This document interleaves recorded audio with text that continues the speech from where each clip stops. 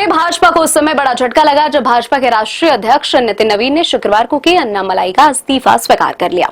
Fire brand नेता अन्नामलाई भाजपा से नाराज चल रहे थे। माना जा रहा है कि वे जल्द ही एक नई राजनीतिक पार्टी का गठन कर सकते हैं।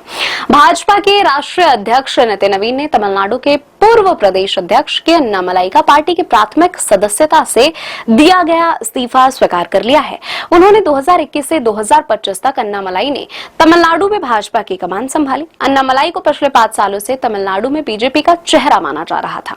उनकी ऊर्जा और संगठन चलाने की क्षमता के विरोधी भी कायल थे। अन्नामलाई को कुछ समय पहले ही प्रदेश अध्यक्ष पद से हटाया गया था और नयनार नागेंद्रन को यह जिम्मेदारी दी गई थी। हाल ही में हुए विधानसभा चुनाव में भाजपा के स्टार प्रचारक रहे अन्नामलाई ने पार्टी के राष्ट्रीय अध्यक्ष नितिन नवीन को ही इस्तीफा सौंपा था।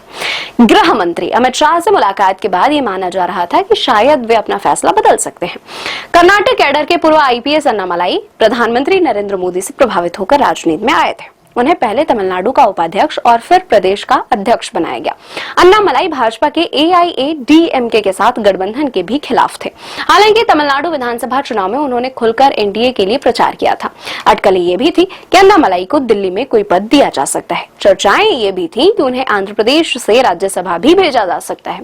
हालांकि ऐसा कुछ भी नहीं हुआ और अन्नामलाई ने भाजपा से इस्तीफा दे दिया। पिछले कई हफ्तों से अन्नामलाई के राजनीतिक भविष्य को लेकर कयासों का बाजार गर्म था। बीजेपी के आंतरिक हलकों से जो खबरें छनकर सामने आ रही हैं, उसके मुताबिक अन्नामलाई ने राष्ट्रीय नेतृत्व के सामने बहुत स्पष्ट संदेश रख दिया था कि उन्हें कम से कम 7 वर्षों के लिए पूरी आजादी या पूर्ण स्वायत्तता के साथ राज्य में नेतृत्व करने का अधिकार मिले।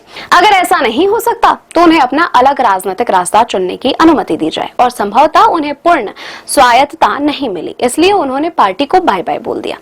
अगर अन्नामलाई अकेले मैदान में उतरते हैं तो वे PMK, DMDK और वामपंथियों जैसे स्थापित क्षेत्रीय दलों को कड़ी टक्कर देंगे। विशेषकर पश्चिमी तमिलनाडु में ओबीसी कैडर बाहुल्य क्षेत्रों में वे अनाद्रमुक के पारंपरिक वोट बैंक में बड़ी सेंध लगा सकते हैं।